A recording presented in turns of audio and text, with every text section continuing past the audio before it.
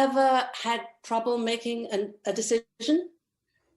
I have. I mean, I would make about 100 indecisions in a year, which I suppose in a way is saying that you're making a decision not to make any decisions.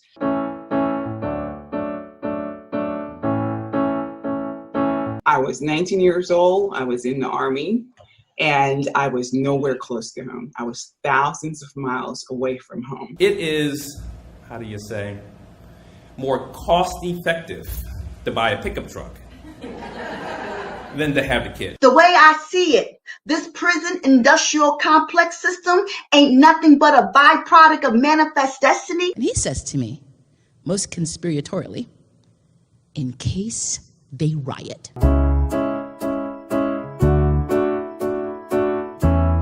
I burn one page at a time, sitting on the floor of the shower. It is dark out, and I burn one after the other, never more than 3 at the same time, because the smoke can go out the window and tell them where you are.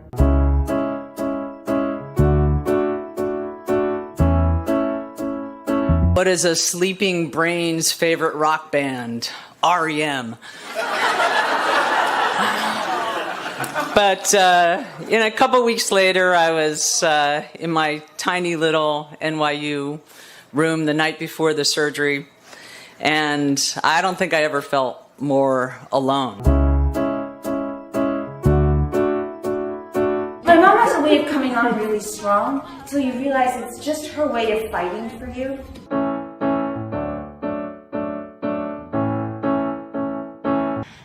My name is Mary Pat. So what are you, like a jewelry salesman or something?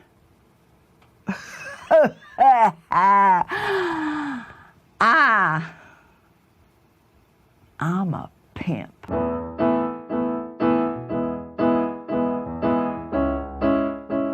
The last obstacle was a series of 6-foot walls that were painted with the names of sins that we would have to get over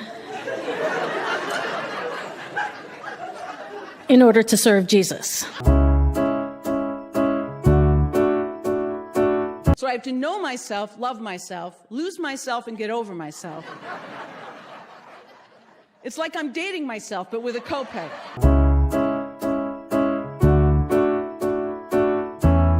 Her all-consuming love for me cloaked me like a cashmere blanket in August.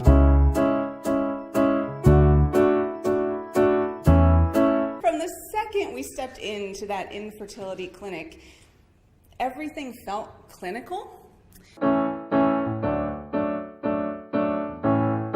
I used to be a person who spoke only for other people. I was told not to tell anyone anything. So now I tell everyone everything.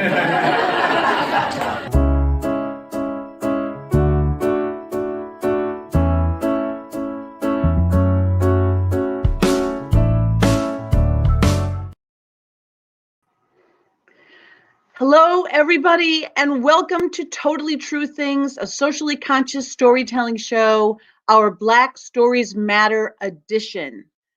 I am so excited about bringing these artists for you to listen to tonight and to be honoring these voices during Black History Month. This is our first Facebook Live event. Also, we're making a little tiny bit of Totally True Things history. So please comment and say hi if you're watching on Facebook.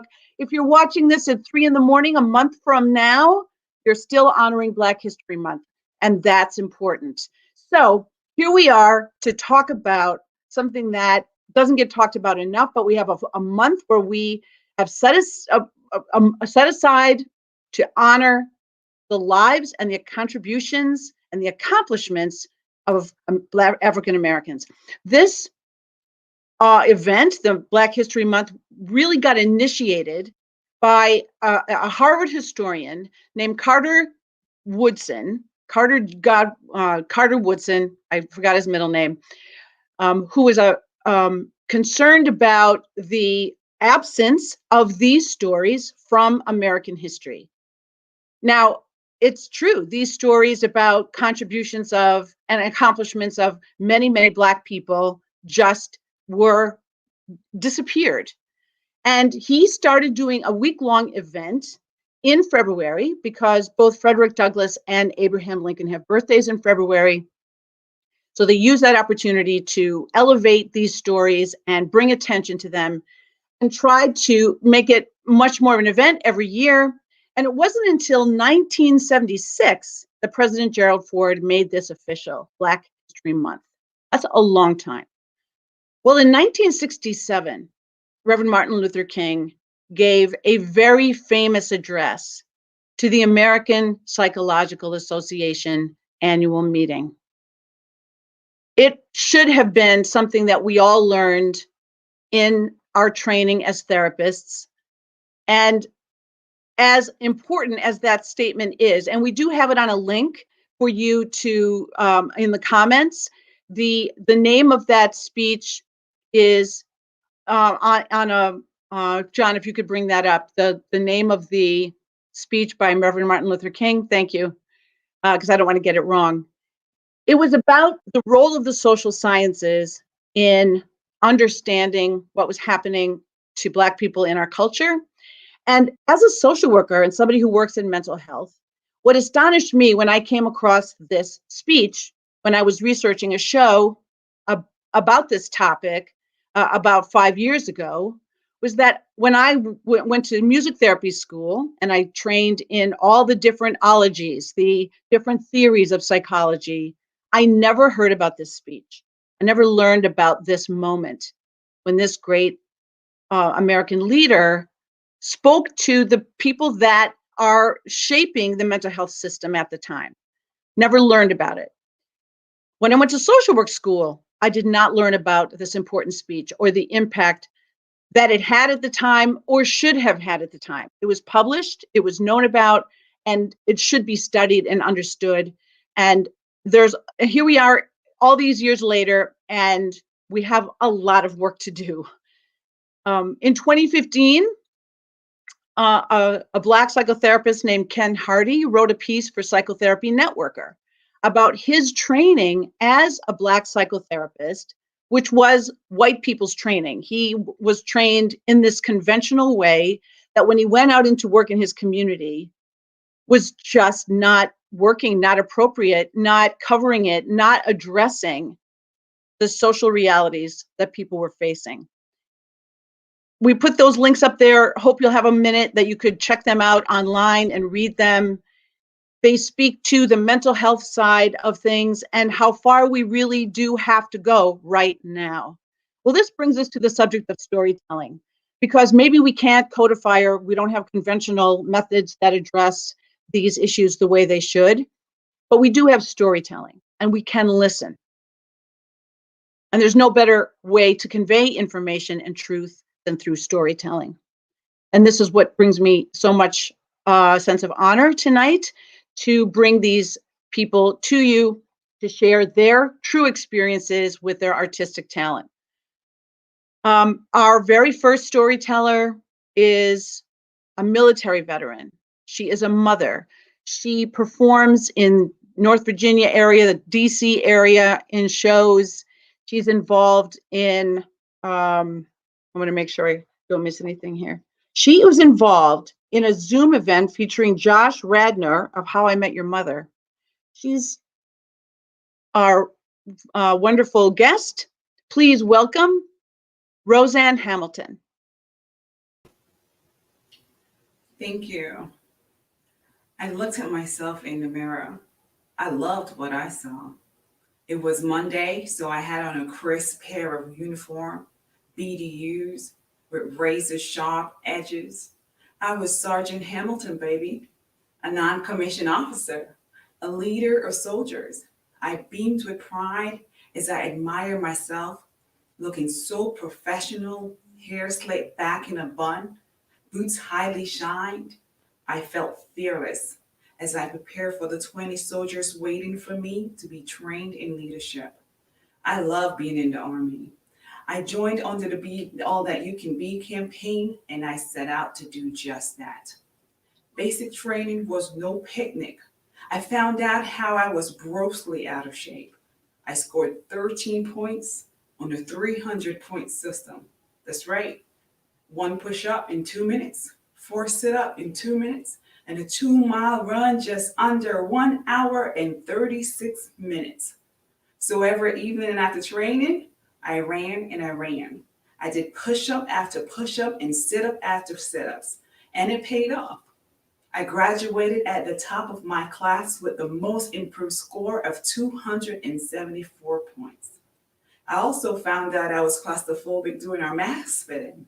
The first day of training, I got selected and fired as platoon sergeant in the span of a breath.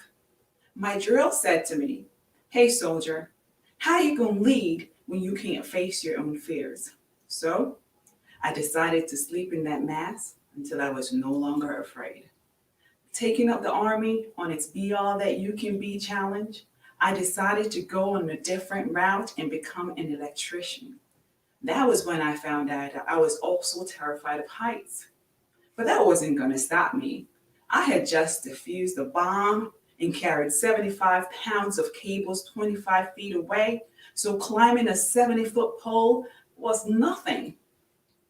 As I passed every obstacle, my love for the Army grew and grew.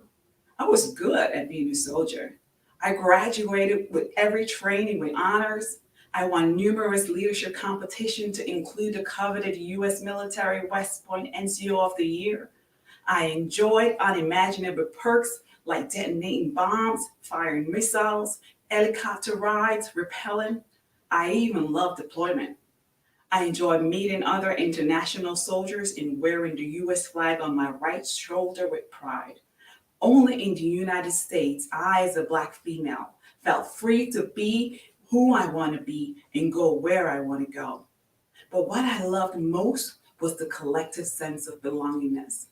There is nothing in the world like standing in an auditorium with fellow Americans, as Lee Greenwood sang, "If tomorrow all the things were gone, I worked for all my life, and I had to start again with just my children and my wife."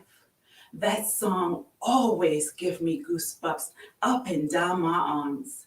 And it was that pride I carried with me as I stepped out to go to work that Monday morning.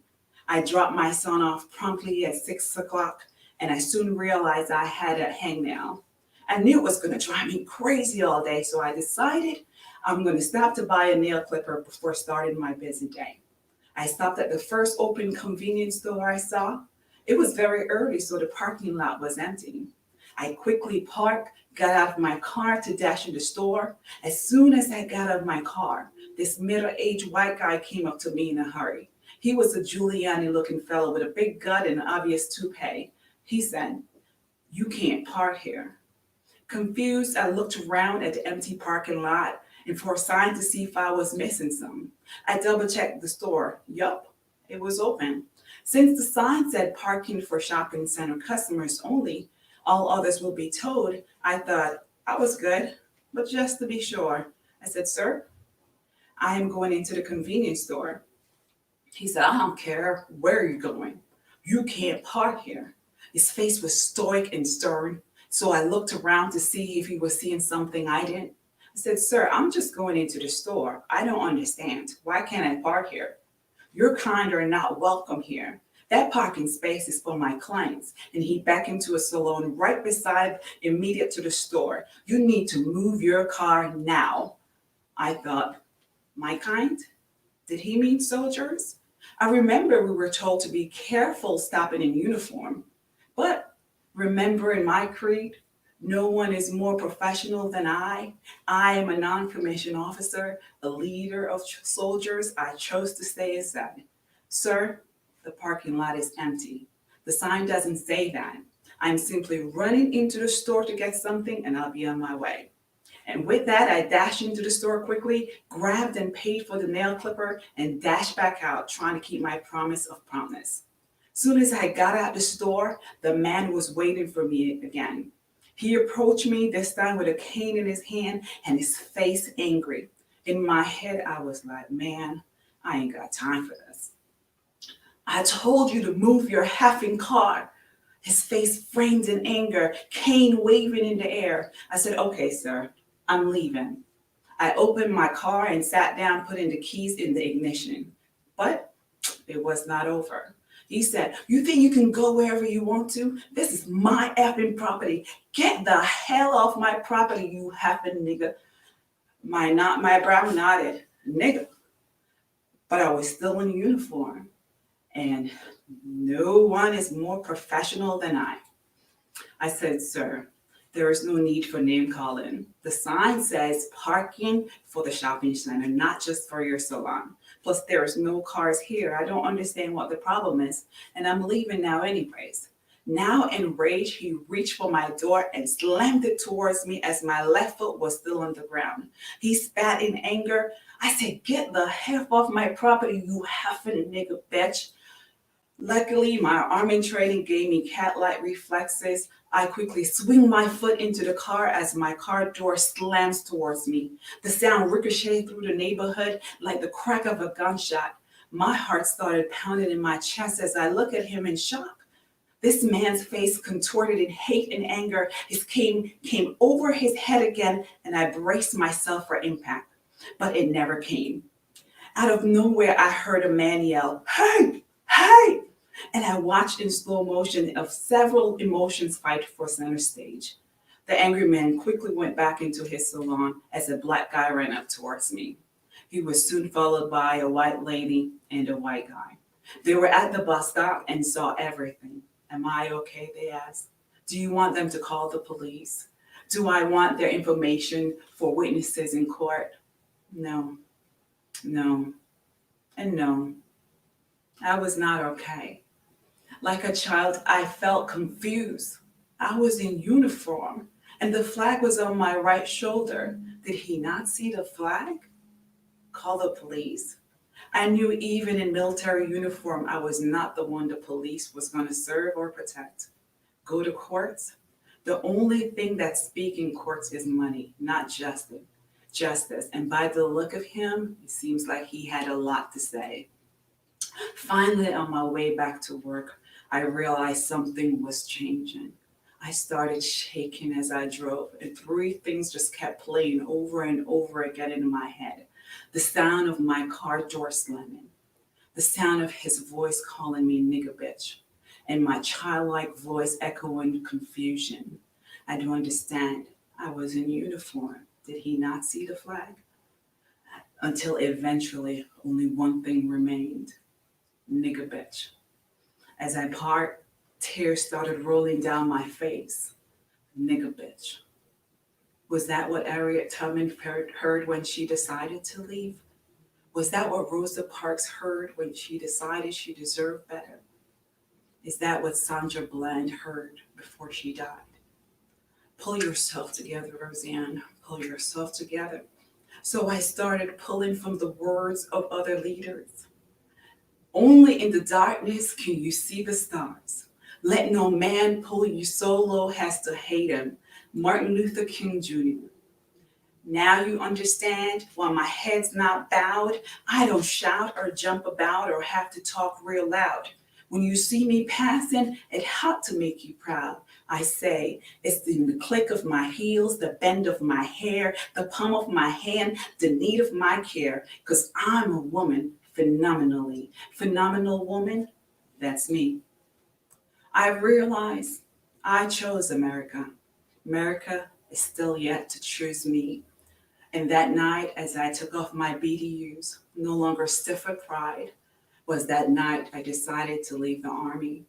I couldn't imagine dying for people who would so quickly hurt me or even kill me. The US flag still gives me chills, except now it's different. When I see those signature hogs or those oversized pickup trucks with mountain flags, it sends chills down my spine. So like MLK, I too have come to dream. But in my dream, all Americans stand in auditoriums honoring lives like Tamir Rice or Troy Davis or Trayvon Martin, finally united. As goosebumps running up our arms and we sing, I'm proud to be an American, where at least I know I'm free. And I won't forget the man who died, who gave that right to me. And I gladly stand up next to you and defender still today. But there ain't no doubt I love this land. God bless the USA. Thank you. Thank you, Roseanne.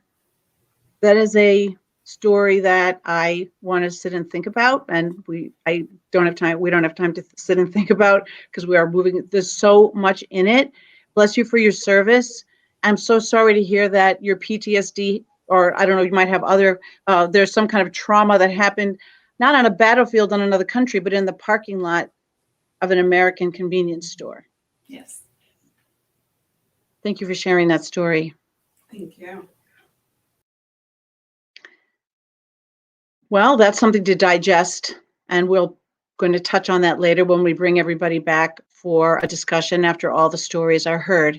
Our next artist is a social worker, but she's not just a social worker, not that anybody's just a social worker, but I mean, she's a doctor of social work. She went all the way and did a research doctorate. And she's also a solo artist and an improviser, and she's done a number of solo shows that she's performed around the world. She actually performed a solo show for this series last fall called We Are Still Human, about her research working with incarcerated women. She's very gifted, and she has a lot to say, and we're so grateful to have on our stage tonight. Please welcome Helena Lewis. It's been 45 days. 45 days since 1/6, this date I will never forget. Like 9/11, it will be forever scarred on my psyche.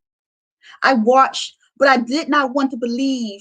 Believe the boiling over of white fragility, the culmination of power unchecked in all its entitlement. I was wearing blue jeans, a gray hoodie, black sneakers. I bust out of my office door and said the Capitol is under attack. I did the same on 9/11, except I was wearing a different outfit. And instead of Capitol, I said New York. I could not, like then stop watching the attack on democracy, on hope, on change, on justice, on science. Except this time, by homegrown terrorists claiming a rigged election, when the reality of the matter is, despite your electoral college, despite your voter suppression, despite your attempt to stack all votes in your favor, you still lost. And as the news replayed images of Black Lives Matters protesters and the lynch mob scene, memories encoded in my DNA relived the trauma of the final seconds of every lynched man, woman, and child that became Billie Holiday's strange fruit. My body was still keeping the score. And I wondered if those same patriotic nationalists using Confederate and Blue Lives Matter flags and American flags to beat Capitol officers were equally enraged by George Floyd, Breonna Taylor, Sandra Bland, Khalif Broder, Trayvon Martin, who would have turned 26 this year if he was not stalked, hunted, and murdered. I will forever say their names. All eyes on America. All eyes on America. How did we get here? I still can't find the words. They're lost somewhere just above my head without the elegance of James Baldwin, existing in the spaces of insurrection and racial polarization that did not start with the one who became 45. All eyes on America. All eyes on America. How did we get here? This normalization of hate. This fine line between right for some and wrong for most.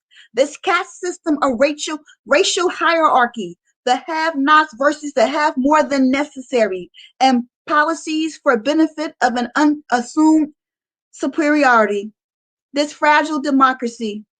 This is not always of the people, by the people, with its allegiance to half-truths and omissions, All eyes on America. All eyes on America. How did we get here? This push and pull between progressive social movement and backlash of right-wing agendas.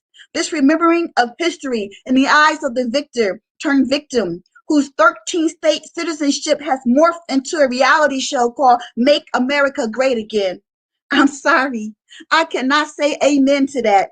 I cannot say amen to Jim Crow, to water hoses and German shepherds, to slave states, slave codes, to poll taxes, to church bombings and little girls dying, to Tulsa, Oklahoma, 1921, to being 3/5 of a person, to forced labor, to 1985 and the move bombing, to more bones at the bottom of the Atlantic.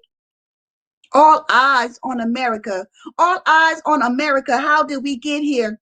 Is the answer in the unmarked, forgotten graves of slaves and indentured servants, the victims of the Triangle Shirtwaist Factory, or the Radium Girls of Orange, New Jersey? Is it in Barry's Goldwater Southern strategy, the political alignment of conservatives, the unsolved murder of Marsha P. Johnson and every trans and cisgender woman? I wish I could pay it no mind, but I need to know. Is it in the unedited version of D.W. Griffith's A Birth of a Nation? Is it Manifest Destiny, provisional whiteness, co-signed with the blood of indigenous people who did not get the memo that they have been discovered because they were not male and white and immigrants in the land of their ancestors? As colonialism took what was theirs and replaced it with settlers, genocide, broken treaties, starvation, sickness, forced assimilation, and trails filled with tears. All eyes on America. All eyes on America. How did we get here? This notion that some of us deserve a bigger slice of this pie than others. All eyes on America. All eyes on America. How did we get here? My forefathers and foremothers could not pass, so there was no initiation into whiteness. From generation to generation, we stayed Black. From the soles of our feet to the palms of our hands that gave shape to fists, together we are a diverse one. Knowing as one, we cannot afford not to be burdened with the revisiting of history and all of its shameful moments. For we are living as one in this moment that was created by those moments. All eyes on America. All eyes on America.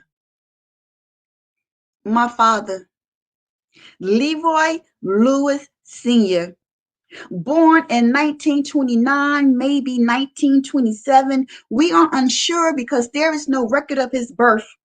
And according to him, colored folks ain't had no doctors and hospitals when I was born.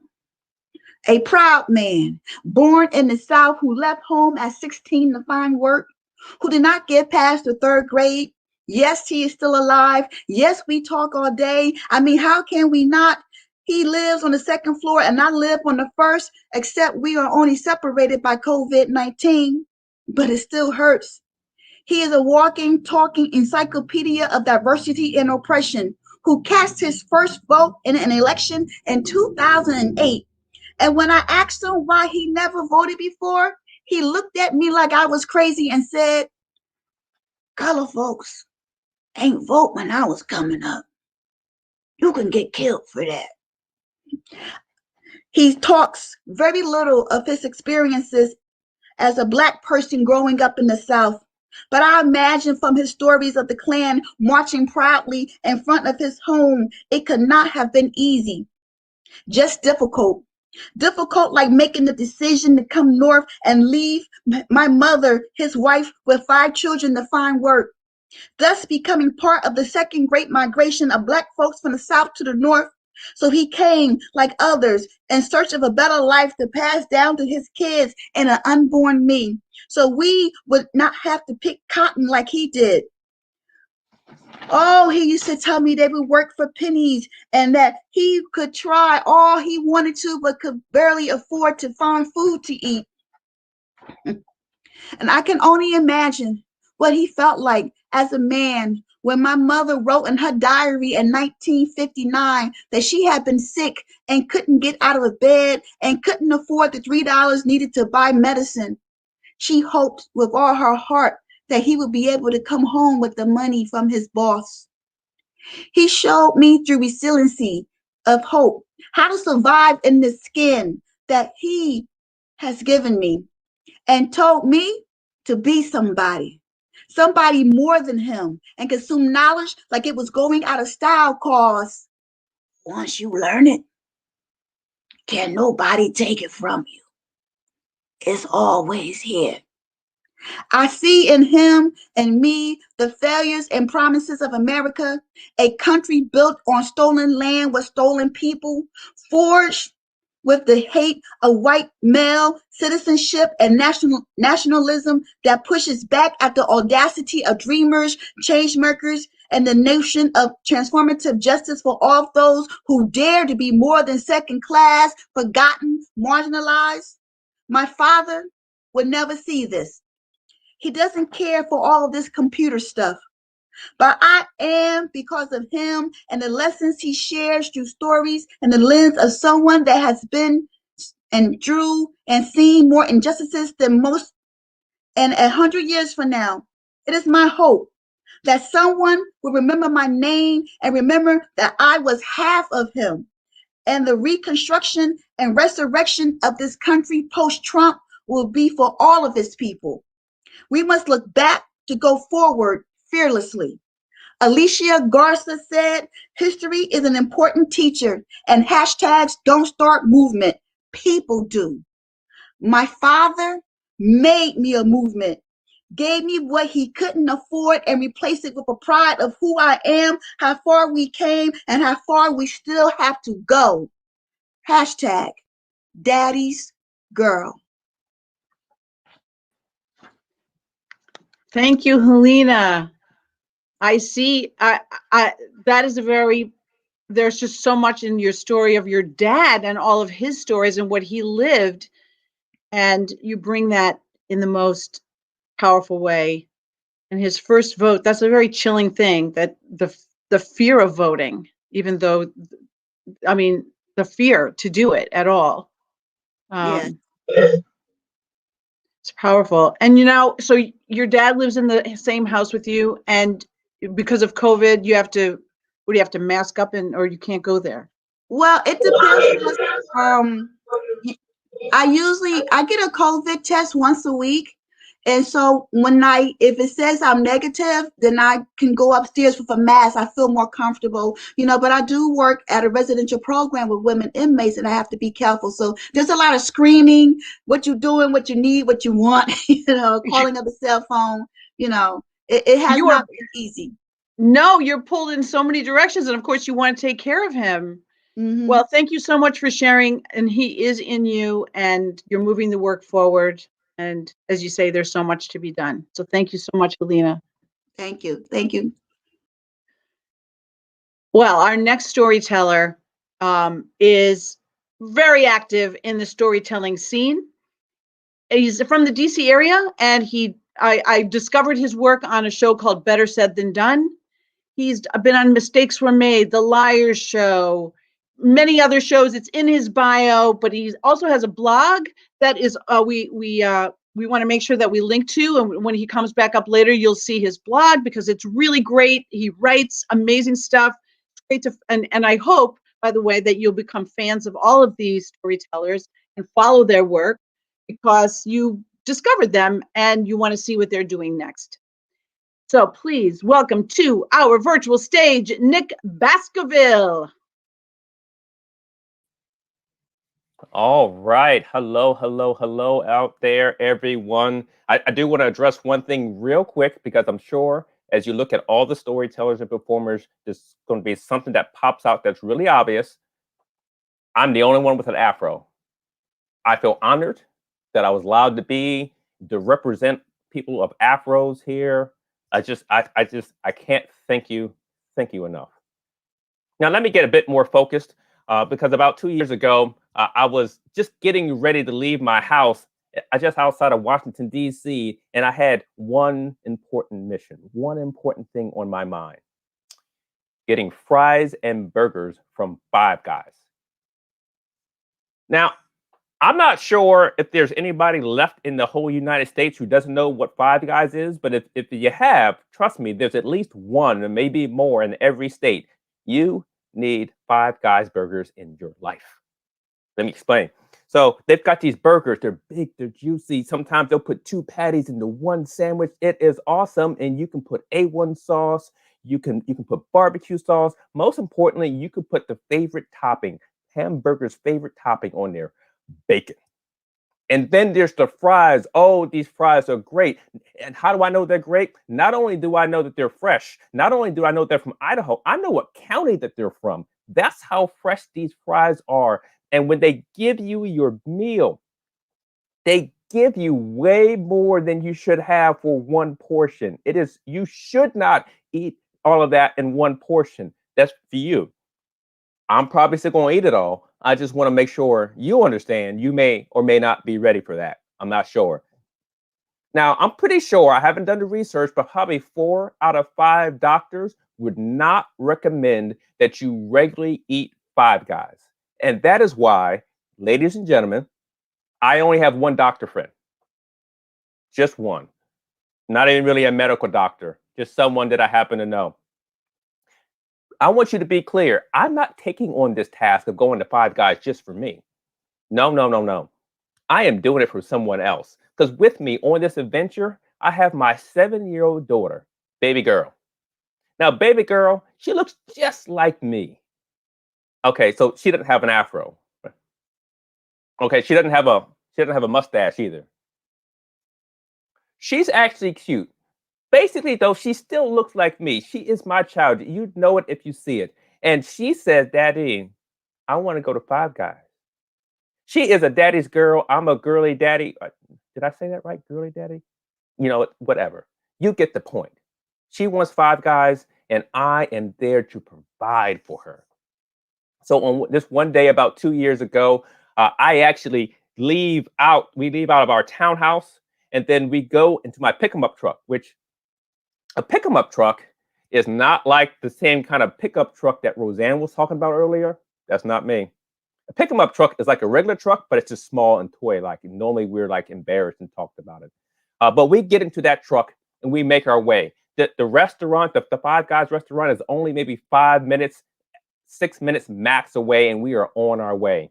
And we get to driving, and we come across this one road on our way to Five Guys. And on the left-hand side is kind of rough cut, meaning that there's just trees and some various other things that are over there. On the right side, though, is a playground, a park of where her and I, me and baby girl, normally go to play and bond. And I look over there, and I just feel compelled to pull over and just be on the side of the road.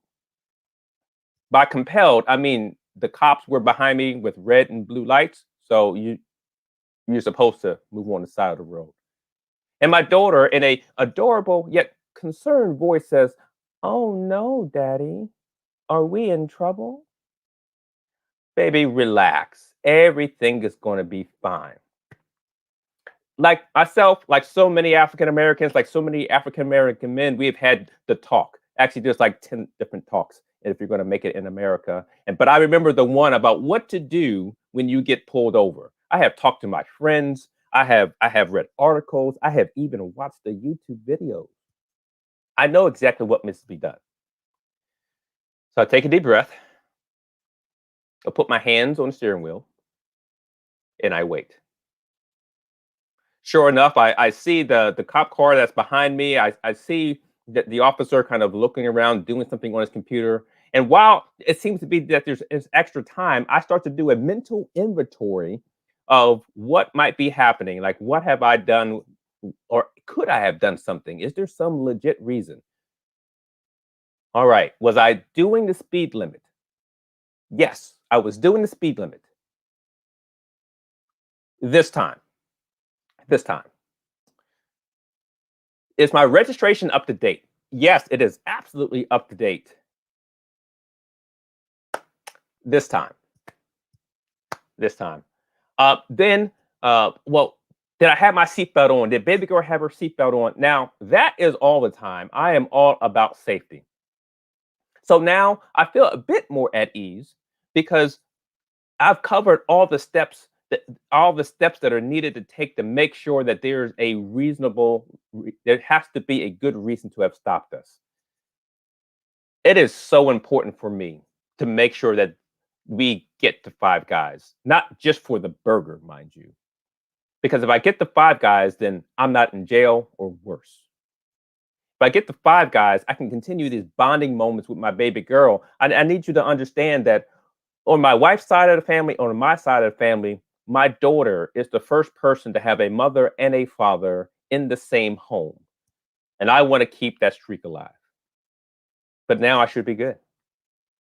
So I take another deep breath and relax.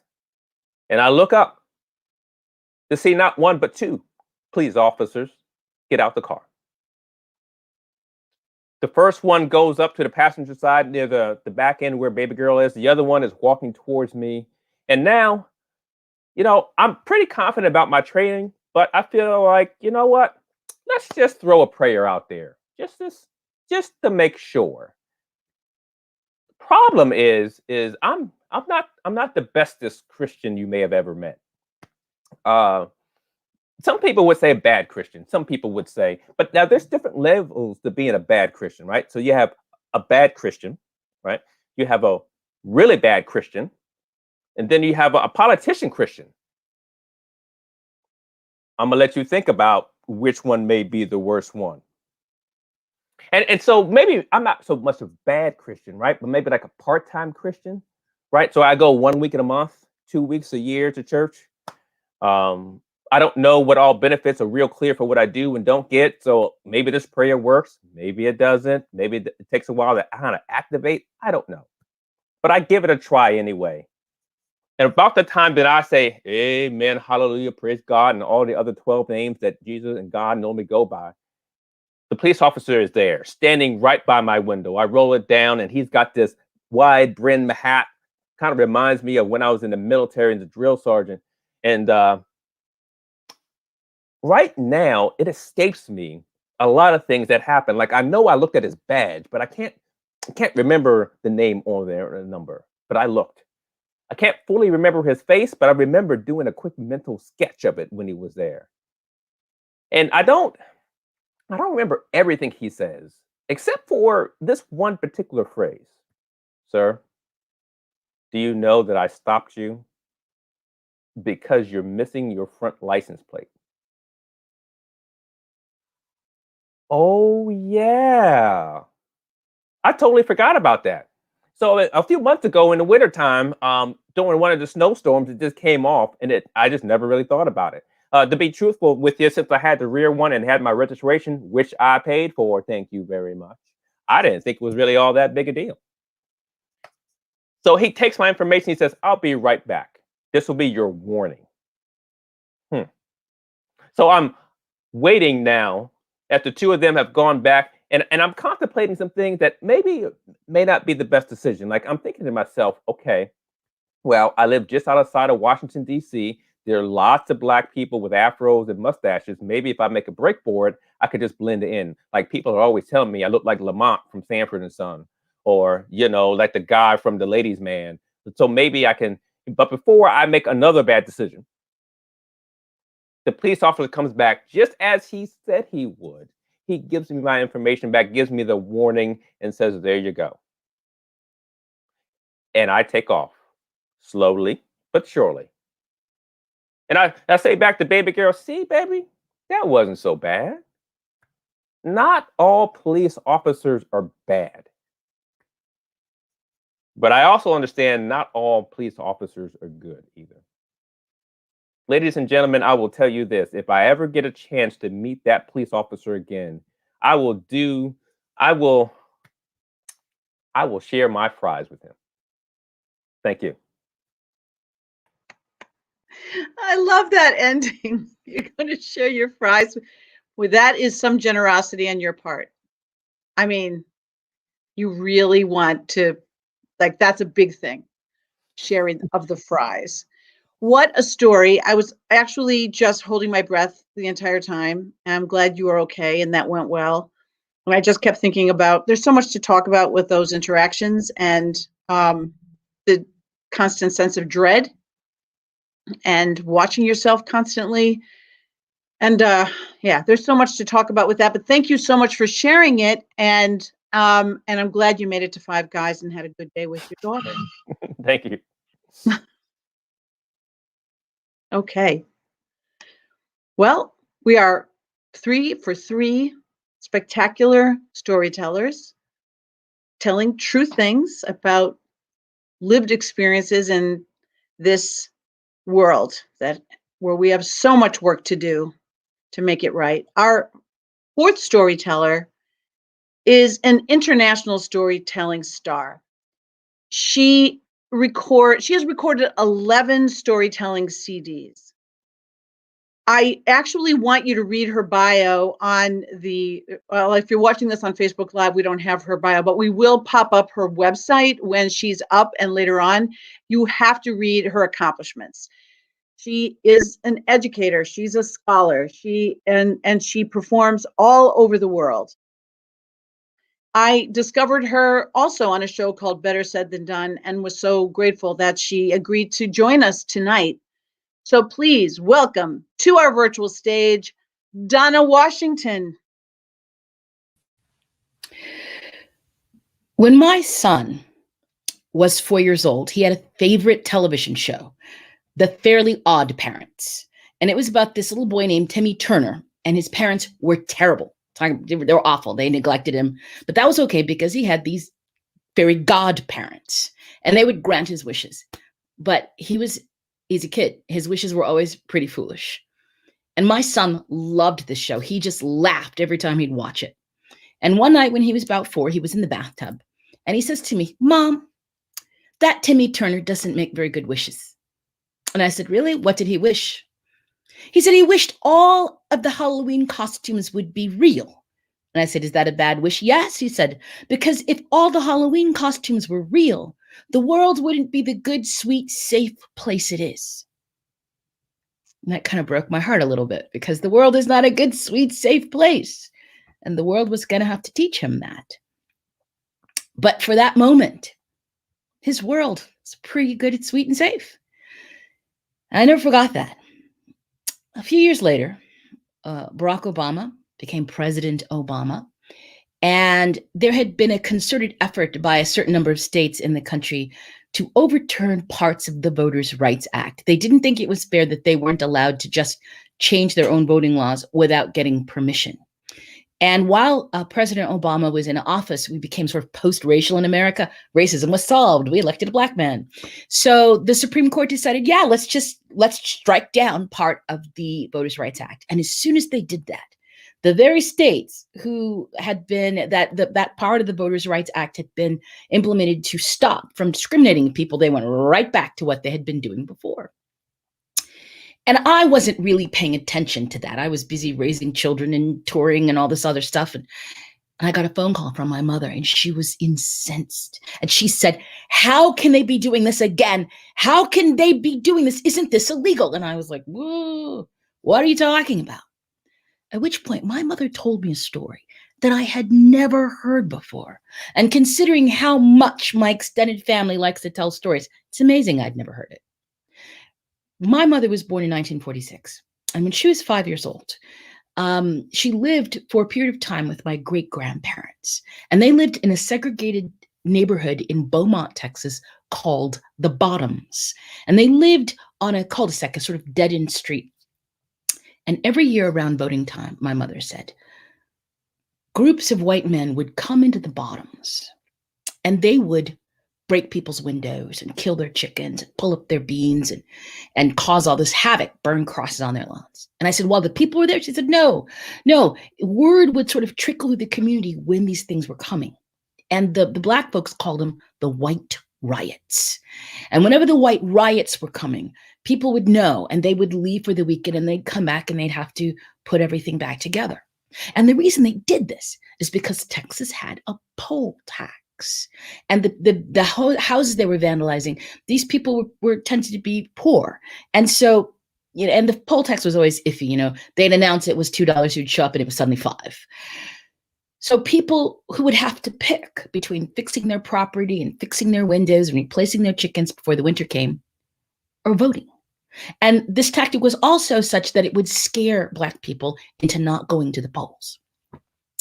So my mother said 1 year, when she was living with my great-grandparents, word trickled in the fall of when these riots were coming. And that year, my great-grandfather decided he just couldn't deal with it anymore.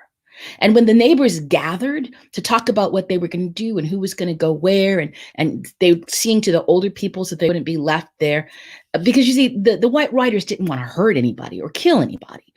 This was a period in time when the country was starting to look at civil rights violations, especially in the South. And they knew, the white neighbors knew if they actually hurt someone, there would be like a spotlight shined on them. So they always gave people plenty enough time to get out.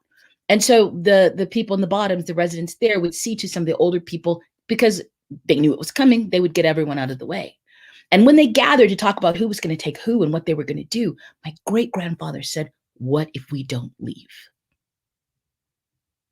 It's like, then they'll hurt us. And he said, maybe they will, maybe they won't, but maybe what we say is, this year, we send word out to them that if anyone comes into our neighborhood, they will be sorry. Well, everyone was really shocked that he would even think that, because it'd be one thing if one of them got hurt, but if they hurt one of the rioters, they were pretty sure they would get lynched. But my great-grandfather said, no, we're just going to tell them right now, don't come in here. And maybe if we're emphatic enough about it, if we really stress that we don't want them here, that we will stand up for ourselves, maybe they'll be scared and they won't come.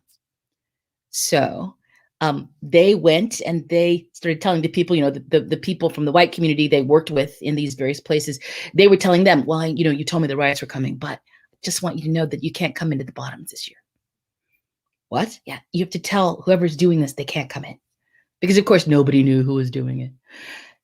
So that trickled through Beaumont for about a week. And the white community was like, what do you mean? They're going to not let us do this. Blah! So words trickled back through. You better not do anything. You better just put up with this. And my great-grandmother says, we have to go. We can't back down now. If we do it now, it'll never end. So word went out. Don't come in here. We will break your heads open. I'm going to step it up a little bit. And then word came in, we're coming, and this is when we're coming, and you better not be here. So this was, the whole city was just like, ooh, what's going to happen? And then it was time to put up or shut up. And my great-grandfather said, we have to defend ourselves. Ideally it was just a boast and maybe they'd back down, but clearly the rioters weren't going to back down, which meant that they couldn't back down either, whatever that was going to mean. So they all gathered to figure out what they could do. And the first thing they thought was, they don't bring guns or anything. They're not shooting. They're just breaking stuff. They're throwing rocks. We got lots of rocks. So what they did was they dug out the swales, which are the sort of ditches by the side of the road. In the city, they're concrete, but out in the country, they're made of dirt. They're just earthenworks. And so they dug out the swales and they filled the swales with bricks. And then they thought, well, what if they get out of their trucks and run at us? We don't want to throw rocks at them, but they thought, what, we could just get gardening tools, right? So like rakes and hoes, and we'll just, we'll try to get rid of them that way. And when they come, if they come, we'll throw rocks at their cars, we'll dent their cars. And my great-grandfather had a hunting rifle. He's like, well, if it comes to that, maybe we could like bluff them into leaving. And they all agreed that maybe one hunting rifle might be a little scary, but it wouldn't be that bad. So Gil Bouvet, who lived at the far end of the cul-de-sac, he had a broken service revolver. It didn't work. He had, as a souvenir from when he was fighting in World War II. And he had that. And he thought, okay, if it comes to that, I could always pull this revolver. And maybe that would be it. Maybe 2 guns. Maybe they'll think there's more if they see 2. So they had their plan ready. And time was kind of moving towards the night of the white riots. And they would prepare their houses. They would take their valuables, anything that had been passed down. And some people buried them. Some people put them under the house. They tried to wrap up things that were glass that they couldn't move. And, they barricaded their doors so that they wouldn't come in, because if they got into your house, they would steal your food and things like that. So they were preparing. They were, the women were doing their best. And the men were out, getting ready. And the first night came. Now I always think this is kind of weird. It's like they were the cablemen of writers. Like they would give you a window, right? So it's this weekend, but it could be Friday, it could be Saturday. They didn't come on Sunday. So Friday night, all the men put on their jackets. It's getting a little chilly, and it's Texas, so it's never really cold. But it was chill. Well, apart me, except for last weekend. So they're getting themselves warmed up, and they go out and they wait. And the men are in the swales. My grandfather's leaning up against the one lamppost, the little frail light. And nobody comes. Like they're out there all night long. Sun comes up and they're all laughing with each other because they're thinking, maybe we did it. Maybe we scared these guys off and they're not going to come back. Maybe we did it.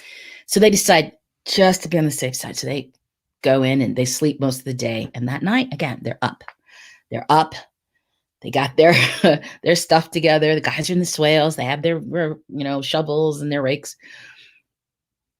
And right around midnight, they hear the hum of the trucks coming into the neighborhood. And the way they would do it is they'd come in with the lights off. And then they'd shut the lights on and start screaming holy terror so that anybody who was still in the neighborhood who hadn't left would have time to gather up their family and get out the back door. Because again, they didn't want to really hurt anyone. That would cause too much trouble. They just want to destroy all their stuff, which is, they're terrorizing people. So they had the lights on, they're screaming, and then the front truck stops, and all the guys in the bed of the truck are like banged about, and all the trucks down the road, there's 6 of them, they're all stopping, because right there, underneath the street lamp, is my great-grandfather with a hunting rifle. And the trucks are stopped, and my great-grandfather's standing there, and nobody knows what to do. Like, they don't know what to do. They're all just frozen in tableau. Then Gil Bouvet gets up out of the swales with his broken revolver. He stands next to my grandfather and he aims his broken revolver. And nobody moves. They don't leave. They're all just staring like they can't believe what they're looking at. There's a black man pointing a gun at them. They can't even get over. They can't process that. And then there are the men in the swales and they don't know what to do and nobody knows what to do. And finally one of the men in the swales just stands up and he's got hold of the end of his rake. And then because he's standing up, the rest of the guys kind of rise up out of the swales and they're all holding onto the end of their gardening tools. But in the shadows, the way the light is hitting everything, it looks like every single one of them is holding on to the barrel of a shotgun. And the cars really slowly start backing down the road. They don't ever lose eye contact with each other. My great-grandfather's looking at them. They're looking at my great-grandfather. Gil Bouvet is looking at them. They're looking at Gil Bouvet. And they back down the road. And the trucks disperse. And I asked my mother, oh, what happened after that? And she said, nope, they didn't come in that year. And she said, and I don't remember much else about that. So I called my uncle. I was like, what? You were older than Mom. Do you remember that? He said, yeah, I was there. I remember that. And I said, why? What was it about that year that made them do that? He said, I don't know. But I guess you can only push a person so far. And then they push back. I think about my son. He was 4, sitting in that bathtub, good, sweet, safe place. Well, fast forward 20 years and we're in COVID times and my son desperately needs a haircut. Now, my husband says my son is about 30 degrees from reality, right? He's on a slant there. He's a really kind of interesting kid. He's a cosplay kid. He's a gamer. He loves Dungeons and Dragons. And, he got a 3rd-degree brown belt in karate before he just wasn't worth it to get a black belt. Yeah, don't ask me. But he knows how to use katanas and all kinds of stuff. He loves dress up and he always wears black and he loves black overcoats. He has a matrix coat that his grandmother got him for Christmas some years ago. And at this point in COVID, he had not had his haircut and he has big afro, an afro to rival Nick Baskerville's. And he said, Mom, I need my haircut. And I said, you know what? Chez Donna is open. Let us cut your hair. And I sat down and I was like, yeah. And I gave him this fade, like a cool little box thing. And he looked great. And he looked at me and he goes, this is so cool. Of course, he's got his long black matrix coat on and off he goes to visit his buddies. It was the first, the quarantine had just been lifted. We weren't all being, tamped down. So he thought he could go out and have a little fun. And he came back home a couple of hours later and he said, we need to talk. I said, oh my gosh, what are we going to talk about? He said, sit down. So I sat down. He said, Mom, this is a real cool haircut. I think it's great, but there's something important you should understand. I said, okay, I can't wear my hair like this. I said, why not? He said, no, it looks cool. You don't understand. It looks cool. It's very cool. In fact, all my buddies said I look like a badass. Like I look like I just walked right out of a comic book. But I can't look like that. He said, this is my aesthetic. I like to dress like this. But everything else about me is carefully calculated to make sure I don't look dangerous. And this haircut puts me over the edge. I can't wear my hair like this, Mom. I mean, thank you for doing it. It looks great, but I can't wear my hair like this. I'll get shot. And he said, I hope you understand. I said, no. He says, okay, I understand. And he left the kitchen. The world is a better place than it was when my mother was little. It's, not the good, sweet, safe place my son thought it was. But someday it might be a good, sweet, safe place for my grandchildren. But if that's going to be, that's on us.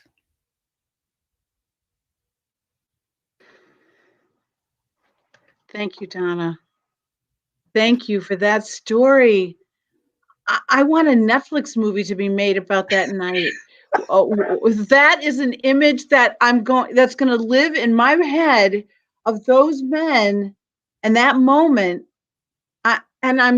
It's amazing. Thank you so much for sharing that. Yeah, lots of progress yet to be made. Thank you. Thank you. This was, I don't even know what to say. These stories have left me with heaviness in my heart. I'm inspired by the strength of these people, that they're sharing about their experiences and what they go through and have gone through, and what so many others go through, and what we need to do as a group, as a culture. Well, to talk about our next step in I don't know what we're going to talk about, but I discovered this person, our next guest, by listening to a podcast by Jimmy Carrane, who I am a fan of. He's an improv. He has a podcast called Improv Nerd and a book called Improv Nerd, and I've been following him for a long time. And he has this young woman on as a guest, and they had a very powerful conversation about race, about improv, about all of those intersections of ideas. And she was good enough to say yes to come on and join us for a discussion about these stories. So please welcome Michelle Gilliam. Michelle Gilliam, hello. She is the artistic director and owner and founder, I believe, yes, of Improv Milwaukee. I just want to say one little side note about me. I went to UWM and I lived in Milwaukee for 5 years, so I love Milwaukee. So that's one reason I was excited also to meet you and to have you on tonight. And this is my home turf, Milwaukee. Rock and roll. Thanks for having me. So yeah, I am an improviser. I call it Improv MKE. There is actually a place called Improv Milwaukee. It's very new. It's actually a comedy, like a stand-up comedy club. And people get really confused. It's kind of funny. But I do improv, and I started about 25 years ago right here in Milwaukee at Comedy Sports, which is the home of Comedy Sports. And then I did that all throughout high school. And when I went to college in Chicago, I didn't think I could fall in love with improv anymore. But then I met long form in college. And I was head over heels all over again. Yeah, I love improv. That's what I do. I'm also a voice actor. But yeah. Well, welcome. I don't know if as we were listening to the stories, I know, because as an improviser myself, and if you're familiar, some long forms, as you I'm sure know, are improv that is inspired by true stories. So there'll be a true storyteller that comes on. The Armando is one of those forms. There's other names for them as well. Yeah. And ASCAT is one. So, our conversation is meant to be inspired by the stories that we heard and anything that you want to share about being in your world as yourself, and what are your challenges and how do you deal with them? That's such a loaded question for me. First of all, everyone was so captivating. I love Black people, and I also love storytellers. So that was pretty cool to watch everything. There were a few challenges that I've had. I mean, everybody has challenges. I learned recently though that one of the reasons I've been able to stay in improv so long, even though and I've taken breaks, but it's so racist and sexist and so many other things. I have my own ways of dealing with things when something happens. This is going to sound so odd and egotistical, but I have a level of confidence, and I know that I'm very good at what I do, that I kind of just slough off a lot of the other things that happen that are awful. Yeah, I don't have better language for that, unfortunately. There have been so many terrible things that have happened, but I don't want to say I don't care. I'm very protective of Black people coming into improv now, or if there was any Black people that I met, which I didn't really meet, unfortunately, a lot in Wisconsin. In Boston, I did. I spent some time out there. But yeah, sorry, you had a question. Well, I wanted to just sort of yes and what you're saying, and maybe frame the question a little bit. I'll focus it a bit. So if you're willing to share about this, because I think the improv world is not unique, of course. The improv world is a microcosm of the world that we live in. Yeah. Exactly. Mm-hmm. And as an improviser, you probably have a resilience that many people need and may not have. But you're talking about some awful things that happen to you. And some of them are aggressions, microaggressions, examples of things that make it miserable for you. And could you just explore that a little bit for the benefit of people who may not know what you mean? Oh gosh. I mean, that happens all the time. I guess what I'm trying to say is I don't pay attention to those things the way that I think a lot of people do. I'll put it this way. The reason we don't have a lot of Black people in improv is because of those microaggressions. It's because of, and the macroaggressions. Right. Because you can pay anywhere between $200 and $1,000 for an improv course, sometimes more. And you have teachers and instructors who have been in it for 5 minutes and some of them for 500 minutes, right? Doesn't really matter. Most of them are white, male and female, and they don't know how to deal with if something comes up that is a racial situation. I teach, I coach, and I direct, and my dad is 70 years old, and he just started doing improv, and he took one of my classes, and I had a trans person in my class, and they actually othered my dad in a scene because there were 3 of them in the scene, and he made a comment about how their mother, they were supposed to be brothers, how their mother loved Black men or hated Black men or something very off, but trying to include my dad, but in the worst way, right? Like trying to like truly other him. And so we had a discussion about it afterwards. And I felt like very lucky to be able to have this conversation at my improv school and say, well, you're a trans man. You would not want someone to make you feel like you were not meant to be wherever you are. If you're brothers, you're brothers. Right. Period. Like my dad is Black when he's off the stage and he's Black when he walks on the stage. That's just what it is. And guess what? It's improv. We get to create the world. We get to make it up. Whatever we say is the reality, and the audience trusts us as long as we trust ourselves to create that, because what we say is true and law while we're creating. Right. And that's our base reality. So that person got it because they've been othered and misgendered like so much in their life. And I'm like, that's what you just did to my dad in a different sense. So that's one very recent example. That was like 6 months ago online. But that happens all the time. You know, someone used the N-word with me not at me, but like in a scene with me when I was 19 years old. We had a discussion about it. People tend to think that because of, like, if you think about Donna Washington's son, like, people tend to think that if you're into things that aren't stereotypically Black, that you don't have, that you might not experience the same things.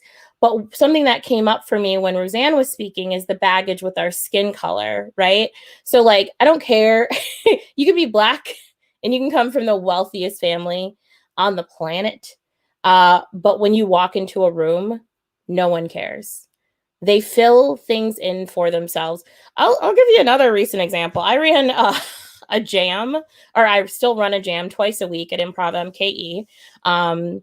And there's a woman that came from my voiceover community. We'd been emailing back and forth, and she shared with me that she's blind. So if there were any kind of instructions that she needed or anything she needed to know beforehand, I was like, no, I'm very good with like verbal instructions. So there's nothing that you have to really worry about. You just come, you play, you'll have a great time. She did. It was wonderful. But I didn't know if she was 100% blind or partially blind, because after my my jam, sometimes if I have time and I don't have to run to something else, I will hang out with people and we'll chat. So we hung out, we chatted. There were probably about 15 or so of us there, and she's from Cincinnati, Ohio. And I said, "Oh, I have family there." I was like, "My cousins live in Fairfield," and we'd been talking about like food. And she's like, "Oh, I might know your cousins." And I was like, "Oh, maybe." I was like, "They're very religious. They run a church there." And she's like, "What's the last name?" And I said, "Curry." And she's like, "Oh, do you know?" Oh, she's like, "What about Sarah Curry?" And I said, "Oh," like before I could like catch it, it came out of my being and said, "Oh, I'm Black." I was like, "I don't know if I shared that with you." And she's like, "Oh, no, it never came up in any of our communications or anything like that." And by the way, she just spent an hour and a half playing with me. So she heard my voice, she played with me, like everything you could possibly think of, right? And but then here come the questions. So again, we were talking about food and she asked, "Oh, do you like soul food?" And I was like, "Oh, yeah." Like I didn't even, and that gave me a little tick, but like I wasn't putting all the pieces together yet because I'm a very open in person, and like I don't just like put these filters on people the way that they do me and other people, the biases and all that fun stuff. So then we have more discussion, and then she says to me, she's like, "Oh, here's the big question." She's like, "Do you like chitlins?" No, and I swear to God. And I was like, that was like, oh, there it was. there's the slap in the face I was waiting for. I was like, there was something with the soul food, but I wasn't sure. I didn't want to put it on this blind woman just finding out that I was Black. And so I gave her the benefit of the doubt. So she asked me if I like chitlins, and I was like, I was just like, okay. I was like, I've never eaten meat. I don't eat meat. I'm a vegetarian for almost 20 years now. I was like, I've never eaten meat in my life. I grew up eating chicken, fish, and turkey, but I don't eat those anymore for the last 20 years.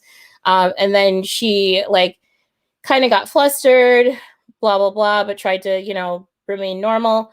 Sends me a very long email later and says, I'm sorry, because a lot of the people in there were vegetarians and vegans, and I didn't even know either. We were just hanging out. These are people from all over the world that come. Some of them come to my jam, but we had never really talked about food. But anyway, so she emails me later. She's like, oh, I'm so sorry. She's like, I didn't know I had to be a vegetarian or vegan to be in that group. She's being kind of cheeky. And I said, she's like, these were her words. I'm sorry if I offended you about the vegetarian comment. And I was like, I said, no, but I was offended when, after I told you that I was Black, you asked if I like soul food and chitlins. And then here's the interesting part. It's not really interesting. It's kind of messed up, but she goes into a space of the white privilege and the woe is me story, or like the white tear story, right? White woman tear story. So she says, oh, well, she's like, oh, I didn't mean anything like about that. My best friend from, you know, I went to her house for Thanksgiving and everybody asked, you know, if I wanted to try chitlins, and I did, and I loved them, and she didn't even like them. You know, her best friend's of course Black.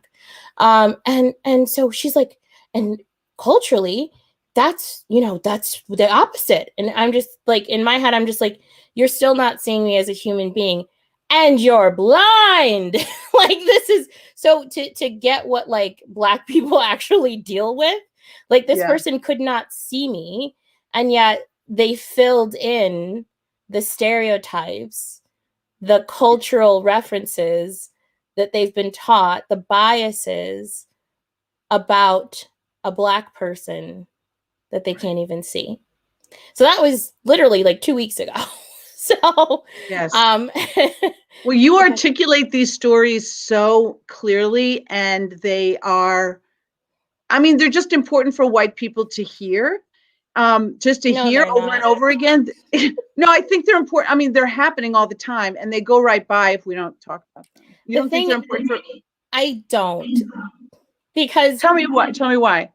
We already know these things. No, I'm not saying they need to hear them from you. Okay. Well, I mean, no one's going to, something needs to be done, and we are doing all that we know how to do. Yeah. It was heartbreaking about Donna's son, right? Like, he's like, I can't, like, he has done certain things, and that's what Black people do. We do certain things, and Nick talked about the talk, right? We shouldn't have to do these things. You guys have to start having conversations and believing that these things are real, and talking to your communities, using your privilege, your power, your influence to make a difference. Because we can't, like, we do our best to protect ourselves and our families, and then have to still do the same things that you guys do.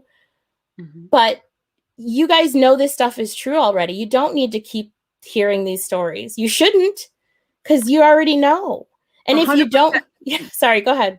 No, you're 100% right that we shouldn't need to hear them. And I'm not putting it on you that you need to, I don't mean to imply that. You shared that, and I wanted to say this is our responsibility. It's white people's responsibility to get it. And you do a great job of calling things out in a way that is honest and real. And I just wanted to acknowledge that. But I understand exactly what you're saying. That is not your obligation to us, and nor is it your responsibility to us. And in a way, we should bring the other storytellers back to see if they want to expand on this this topic or relate to anything that you have said, let's bring everybody back up and continue this dialogue. Or I'm wondering if anybody's inspired by what Michelle said that you want to join in. I'm listening. Yes, Donna. Okay, I'm really outspoken, so I'm going to say this, and I'm going to try to be quiet for a while.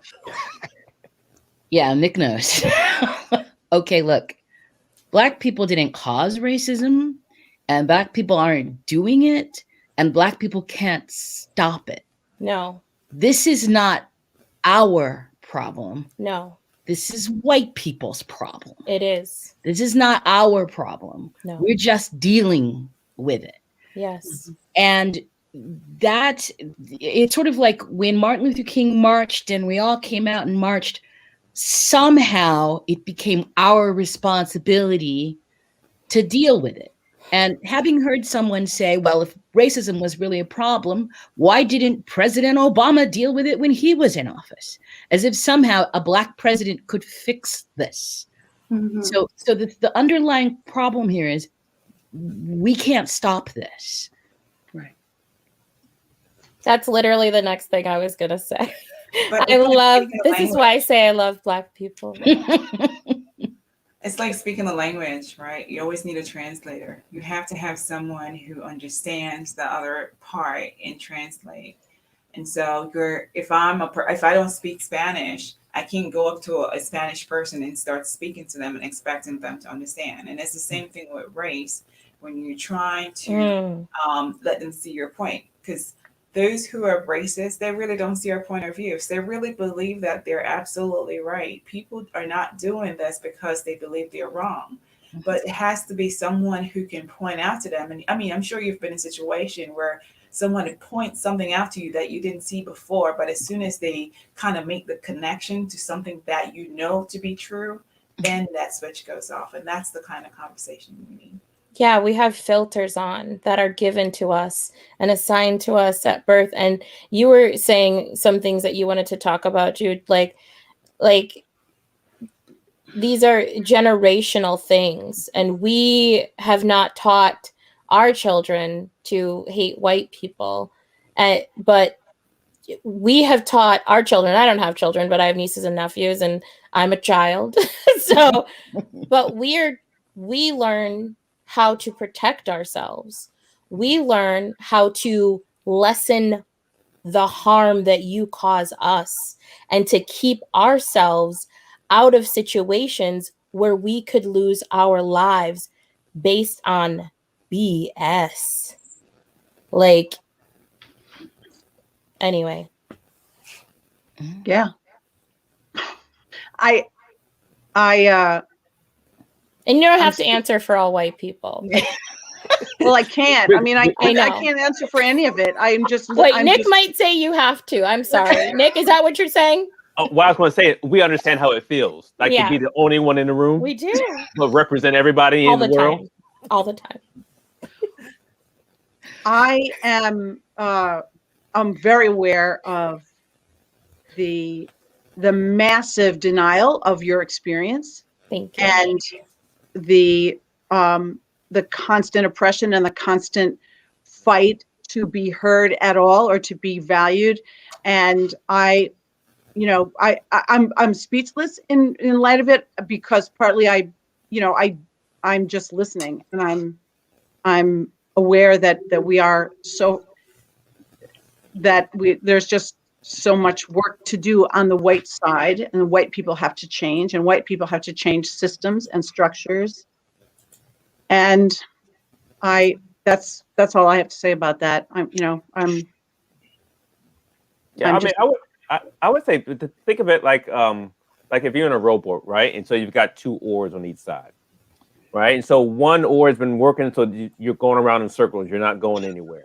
So sure, the other one's got to pick up, but if you're going to make progress forward, both oars still keep going. So sure, there's things that the white race may need to do better, but that doesn't mean that things will stop for the Black race or any other race. Mm-hmm. Everyone has an amount of work that they've got to do with that. And that's one of the things that I took away from that near the end of Donna's story there, where things will get better when we all are doing something. It's just we all have different things that we have to do. You know, on the upside, you know, there's a lot of bad things that happened in 2020 and even 2021. One of the good things that I think has happened is that, you know, Black History Month got extended. Like, people have learned about Juneteenth. People have learned about Fred Hampton. I mean, like, they have learned, so many people have learned so more in the last year. It's like this 12 years of Black history got put into 1 year. And I did not know that. Yes, child. Yes. I mean, come on over to my house. We'll talk more about this stuff. So it's, but progress doesn't happen without struggle, no matter what it is that you happen to do. Yes. So there's been a lot of struggle over the last, I mean, I know there's a lot of struggle in general, but, you know, it's come to a tipping point, if you will. So at least now I think there's more awareness. And so beyond awareness, we actually have to operationalize what it is that we're going to do to move things forward. Yes, Donna. I know I wasn't going to say nothing else, but I'm going to say something. Right after the Civil War, in order to bring the country, quote unquote, back together, they sacrificed the truth to make it easier for white people to deal with each other. So they allowed the South to decide what the Civil War was about, and they decided it was states' rights, because now enslavement was bad. And I always say enslave instead of slave, because enslaved is something somebody else did to you, and slave is something that you are. And if without the enslavers, we would not have been enslaved, consequently enslaved. But because we never dealt with the underlying issues that caused the Civil War, because I know even when I was in school in the 80s, they were still saying states' rights were the biggest reason why we had our Civil War. Because we never dealt with the underlying reasons, we never got into any of this. We never got through any of this. And now people, there's a huge selection of society that would like to pretend it isn't real. And also it's uncomfortable, because then you have to face your great-grandparents doing something incredibly immoral that was evil. Enslavement here was evil. And who wants to look in the mirror and see evil? So that's another thing. And then if you see that, then you have to deal with all the papering over that was done to pretend it's okay. And then you have to be culpable. And nobody wants to be culpable. I don't want to be culpable. I know myself personally, I don't be culpable for stuff. But, you're talking about an entire group of people who look at history and see only their glorious banners being culpable for something. And that's also a really hard thing to do. And right now, watch what's going on in our country. Right now, the conservatives who whipped up their mob, who attacked the Capitol, are working really, really hard to either diminish what happened or say somebody else did it or pretend it had nothing to do with the fact that, the former guy basically went to cities where they had large Black populations and tried to get those votes thrown out. Look at where he went to say, don't count those votes. And it was all large populations of people of color. And I want to add that, and I saw this on MSNBC the other day. They have, conservatives have issued or introduced 135 voter suppression bills. Really, really aimed at stopping the voices of people of color. Something that, on Sundays, I've heard this growing up, souls to the polls, like, oh, we're not going to vote on Sunday anymore, or there's not going to be extended mail-in period or early voting. They're just trying to stop all this stuff, not to mention all the things that are being introduced with IDs. I'm waiting for them to tell me how many jelly beans are in this jar now, to vote. It's very sad that we keep reliving the same stories, but we're reliving these stories because of how this country was founded. You can't come to a place and tell people they've been discovered. They was already here. Yeah. Here's what I want to hear based off of what Donna and Dr. Helena said. Let's start to hear the white stories of how you enslaved us and how your great-grandparents owned our great-grandparents and how we built this country and you're still benefiting from it. and we are not. Not financially, not educationally. There are so many. I'm told that and I know it's true, I am the first Black woman to own an improv theater. Do you know how insane that is? There are so many firsts still happening. That's insane. We have been here, and people want to say, oh, just pull yourselves up by your bootstraps. Well, if you don't have bootstraps, you don't have boots. And honestly, when Nick, I know I got your analogy and I appreciated it, but if you're not given a row and they won't let you in the boat, like, you know, we're not playing the same game. Well, and then there's something else that happens. I'm sorry, Jude, we've taken over. I'm sorry. No, I'm not really sorry. I refuse to apologize. Don't be sorry. And keep talking. Yeah, like I said, I should be quiet because I'm... Nope, don't stop.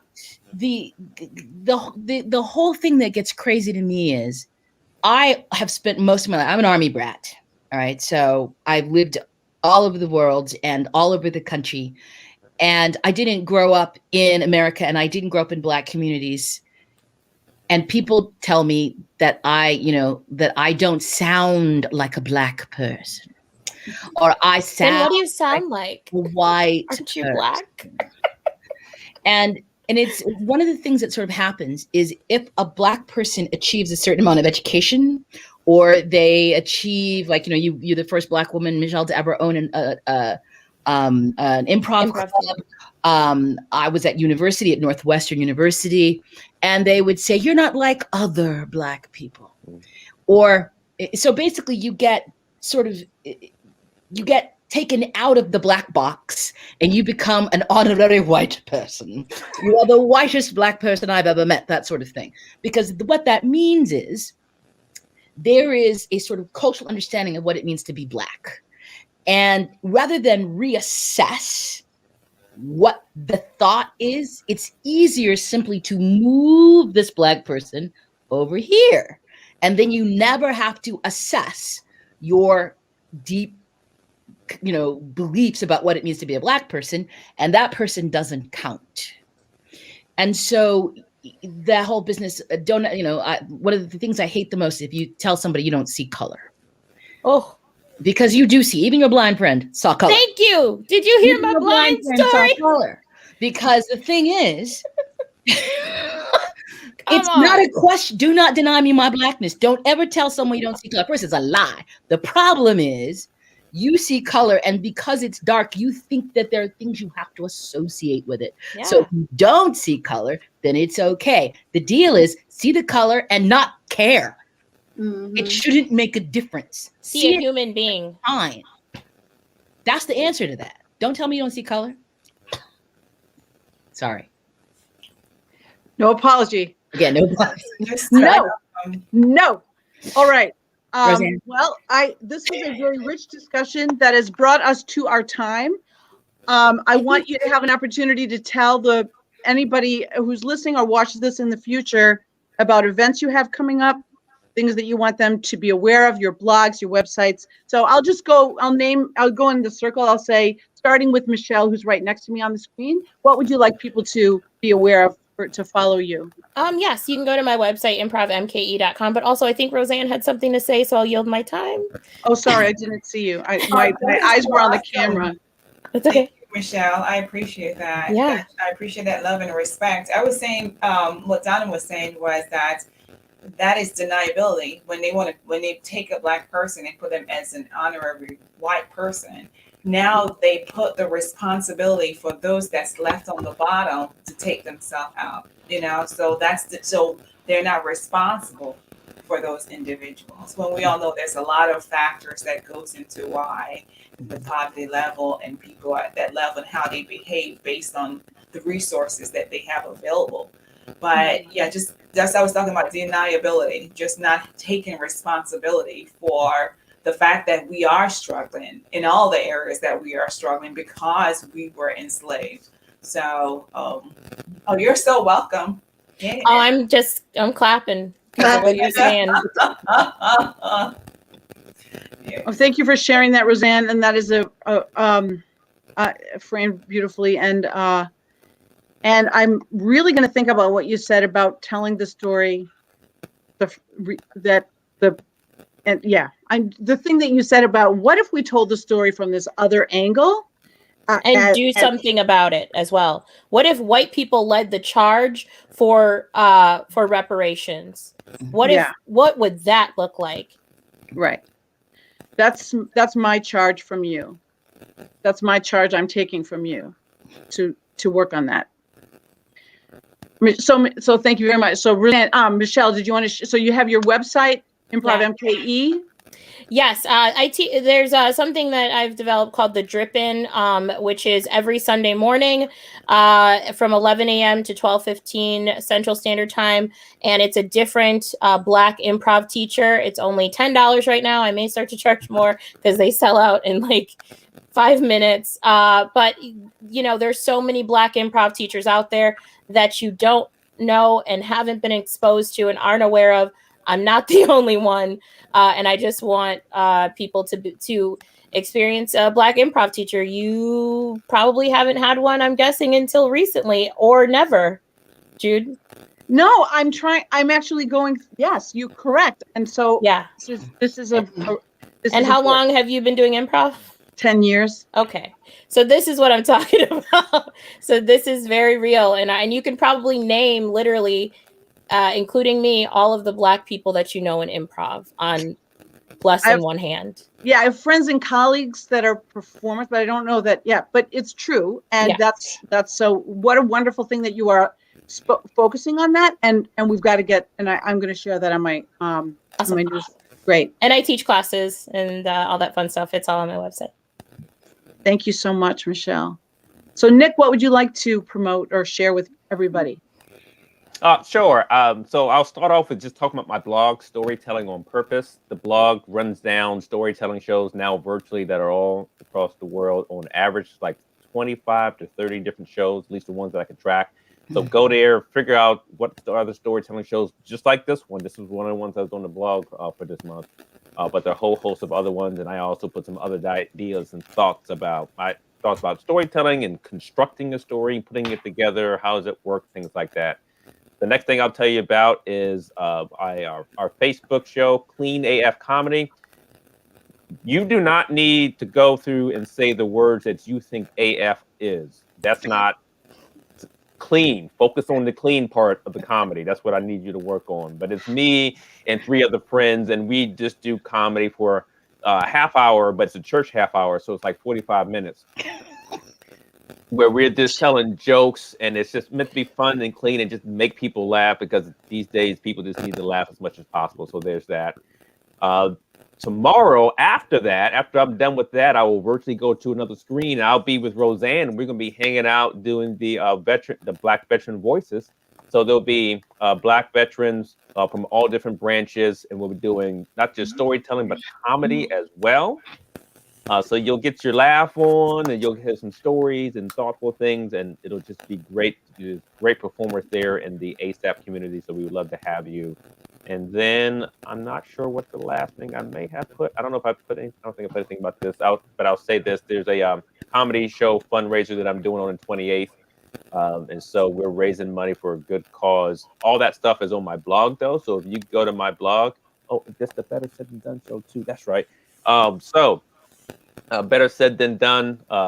We have another show, a great show. It's got a lot of performers on it. We'd love to have you there. I'm just helping just a little bit. You're really there for all the other performers. And just as Donna has mentioned, there's going to be the Women's Storytelling Festival. It was phenomenal last year, even despite the things that happened. So it's going to be another great time. You'd love it. If you want to see Donna again, you do. If you want to see other great storytellers, you do. Then that's where you want to be. You do. Thank you, Nick. Donna, what would you like to share with everybody? Okay, well, the next festival I'm going to be in, I think, is that Women's Storytelling Festival that's right down there. And there with 35 other women, I think it is. from all over the world. And this is the second annual. I was at the first, and it was wonderful, and I'm looking forward to doing it again. The Tejas Storytelling Festival is also coming up. It's the Texas Storytelling Festival. Heather Forrest and Sam Payne at Ethnotech. So storytellers from around the country are going to be there. It's going to be a lot of fun. And, there's also musicians and local performers. It's going to be a good time. And if you are interested in learning about storytelling, if you are interested in finding a community of people that talk really openly about all aspects of storytelling, whether you're looking at it from the aspects of people of color or anything. I co-founded a group called Artists Standing Strong Together with Sheila Arnold, and it hosts a whole lot of storytelling events that are online. Sheila Arnold is the goddess of Zoom storytelling. And we also house the Storytelling Relief Fund. And it is specifically designed to help storytellers who run a field on a bad time.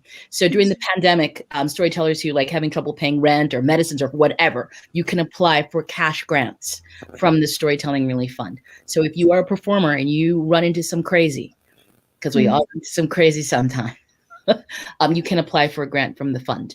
I blog at donnawashington.blogspot.com, and my blog is called Language Literacy and Storytelling, and it's a whole melange of that, language literacy and storytelling. There's a whole lot of stuff over there about what it's like to be a professional international touring performer, as well as how storytelling builds literacy and vocabulary and language acquisition. And I also do a lot of social cultural pieces about how storytelling affects everything in our life. If you tell me who you are, you can tell me what stories you believe. I can tell you what religion you belong to, how you grew up, where you were raised, and all kinds of stuff. We are a product of all the stories we believe. I also have a website, which is dlwstoryteller.com.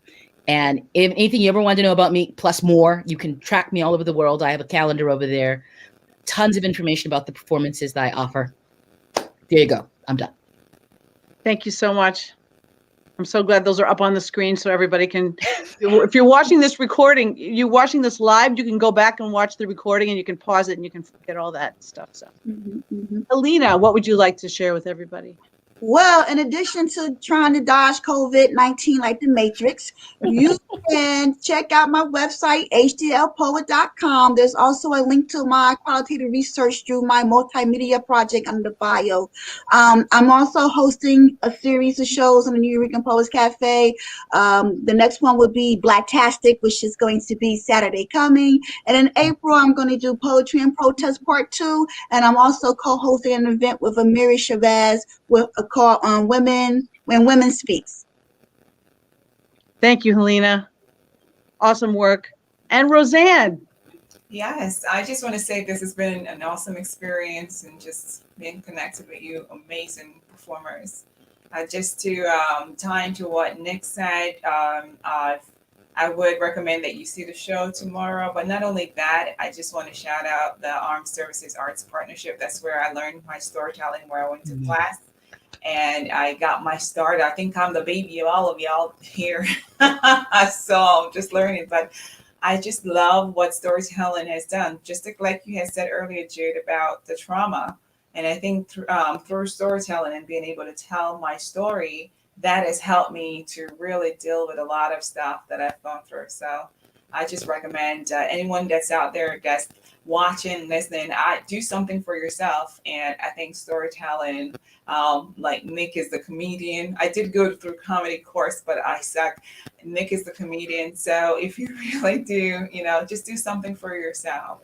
And also, I am currently the president of my Toastmasters Club, which I get the opportunity to practice, and I'm still practicing how to be a better speaker. So, come on and visit us and just get connected. We'll love to hear from you and just help you. And that's that. I thank you all so very much for what you shared tonight, and it's given me so very much to work on and to think about, and